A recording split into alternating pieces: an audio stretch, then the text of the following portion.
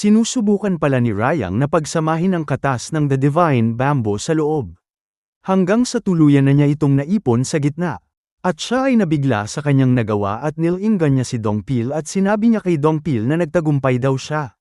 Ang katas daw sa loob ng kawayan na ito ay isa na ngayong pinakamahalagang elixir sa buong mundo. Nang marinig ito ni Dongpil, bakas sa mukha nito ang tuwa at pinuri niya ang kanyang master sa magaling nitong ginawa. Sinabihan naman ni Rayang si Dongpil na uminom muna ng kaunti. Ngunit nabigla si Dongpil at agad na tumutol. Tinanong niya ang kanyang young master kung paano niya magagawang inumin ang isang bagay na ganoon kahalaga. Sumagot naman si Rayang habang kinukuskus ang kaliwa niyang tainga. Ayon sa kanya, 8 buwan na raw niyang paulit-ulit naririnig ang mga ganoong salita mula kay Dongpil. Kaya tinanong niya ito na kung hindi pa ba daw ito nagsasawang sabihin yon.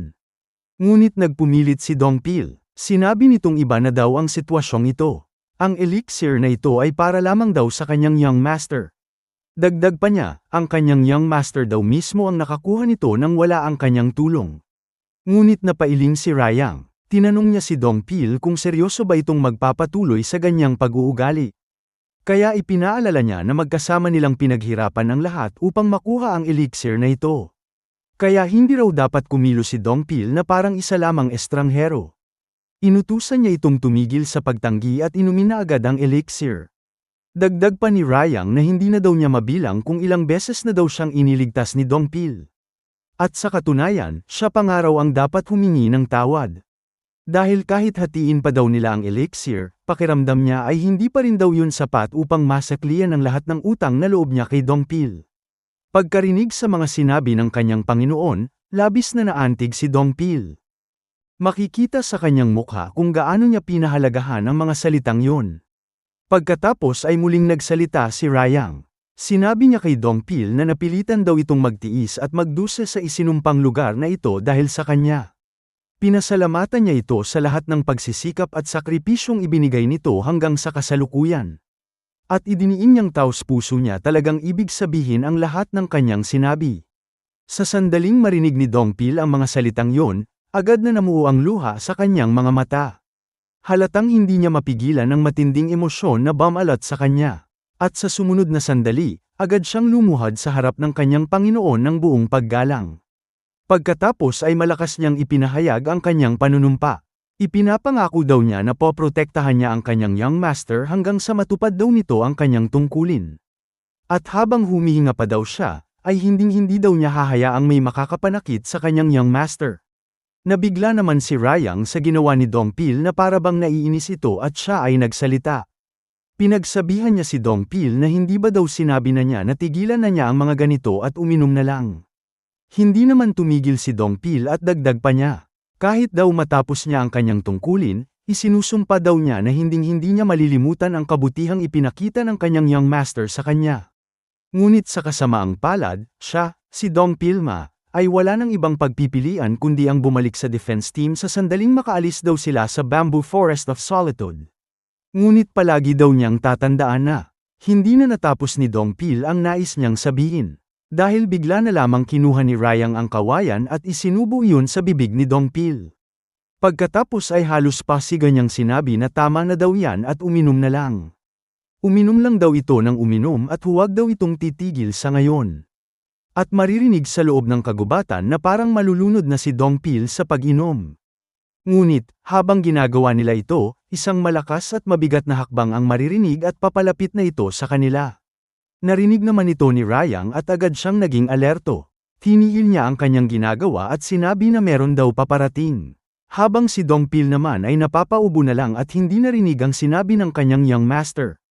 Makikita naman ang ilan sa mga halimaw sa loob ng bamboo forest na unti-unting lumalabas at lumalapit sa kanilang dalawa.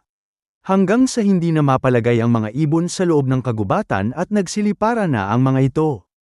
Naramdaman nilang dalawa ito, kaya napatanong si Dongpil kung ano ba daw ang nangyayari. Habang hawak-hawak naman ang kawayan ay patanong na sinabi ni Rayang kay Dongpil na kung paano naman daw niya ito malalaman. Nagsalita naman si Dongpil at sinabi na mukha daw ang lahat ng mga demon beast sa loob ng kagubatan ay unti-unti daw na lumalapit sa kanila.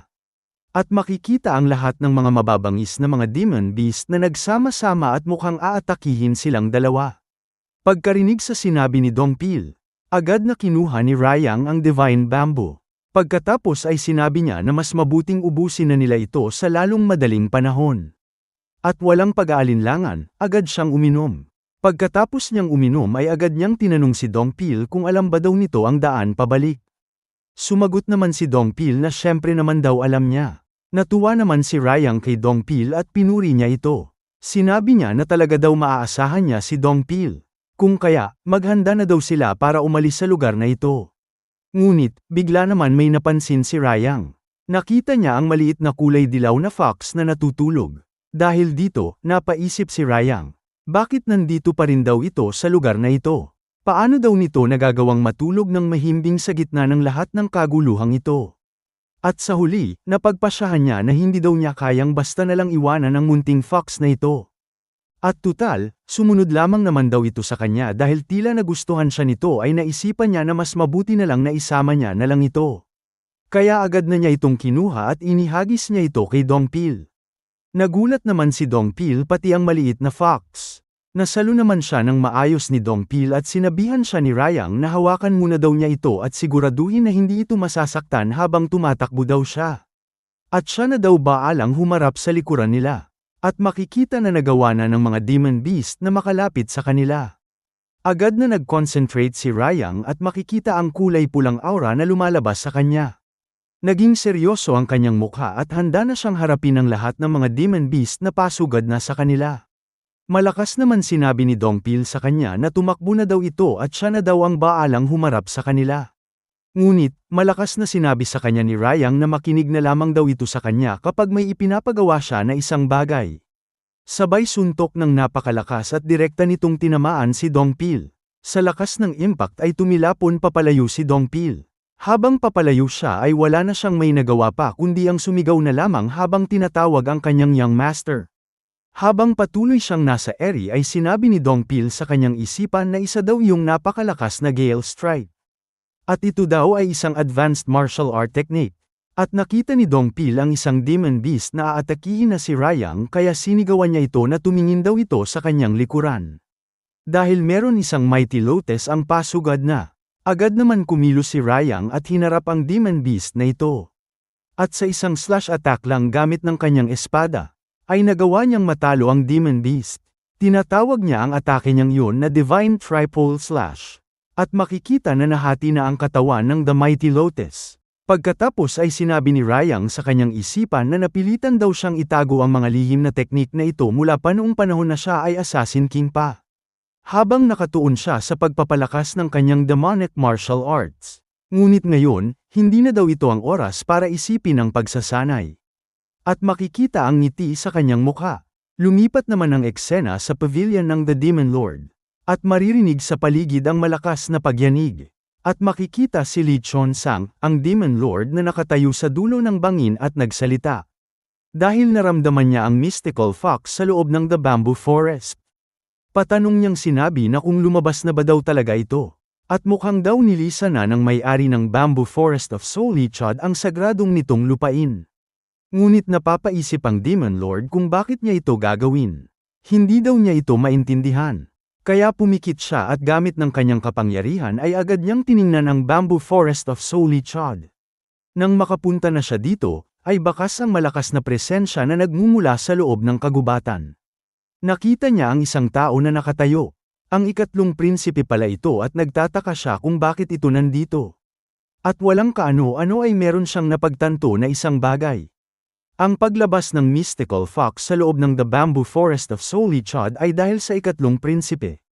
Malaki daw ang pagbabago ng ikatlong prinsipe simula nung nagising siya mula sa coma. Na tila ba daw siya ay naging ibang tao. At sa harap ng kamatayan, inilalantad ng Pavilion of Demonic Judgment ang tunay na demonyong kalikasan ng isang nilalang. Kaya siya ay napatanong kung nagtungo ba daw siya sa impyerno at muling nagbalik. Samantala, patuloy na hinarap ni Rayang ang lahat ng mga demon beast. Isa-isa niya itong tinalo gamit ng kanyang espada. Una ay pinugutan niya ng ulo ang isang orangutan na sumugod sa kanya. Pangalawa naman ay hinati niya ang mga katawan nito. At sa huli na ubos niyang talunin ang pangkat ng mga orangutan. Inapakan niya ang mga walang buhay na katawan ng mga orangutan tanda ng kanyang pagkapanalo. Habang hawak-hawak naman ang pugot na ulo ng isa sa mga ito. Sa pagbabago ng lakas ni Rayang, ang mga demon beast sa loob ng Bamboo Forest of Solichad ay wala nang magawa laban sa kanya. Habang patuloy na ginagawa ito ng ikatlong prinsipe, pinagmamasdan naman siya ng kanyang master, ang Demon Lord sa loob ng pavilion. Pagkatapos magbuhos ng kanyang alak sa mangkok siya ay nagsalita.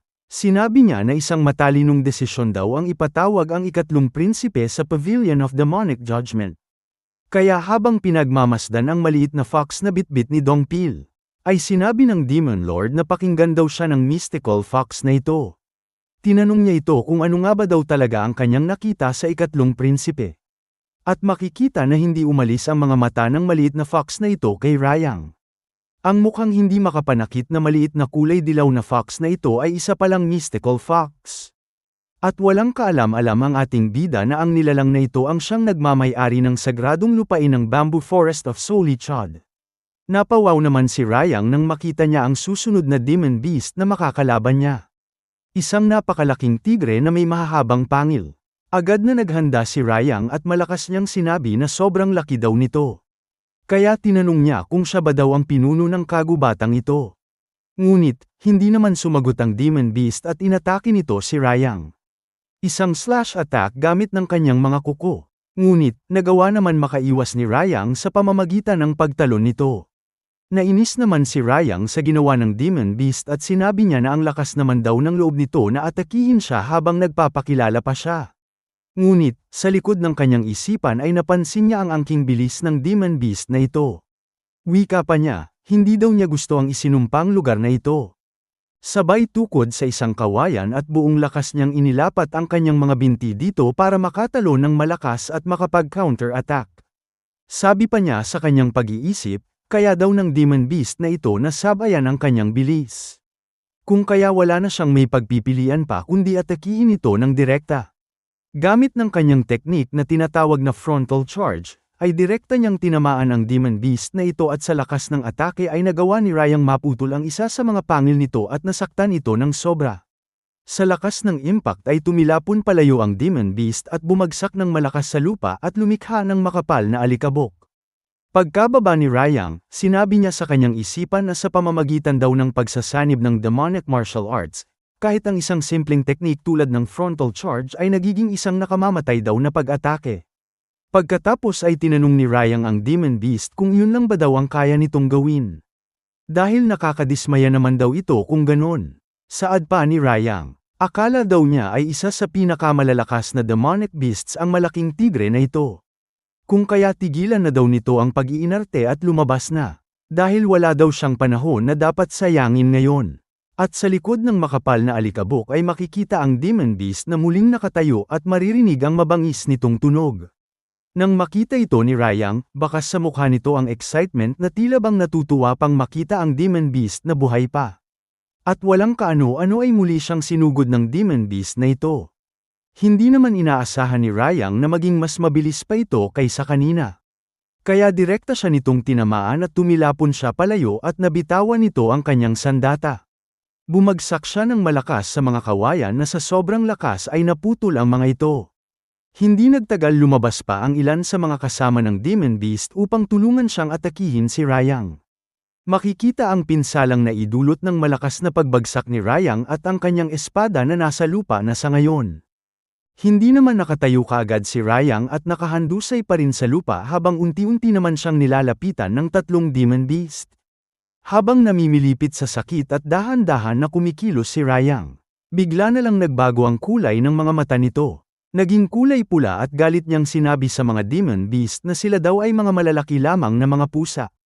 Kung kaya tinanong niya ang mga ito kung hinihiling na ba daw nilang mamatay. At dito na natatapos ang chapter na ito. Salamat.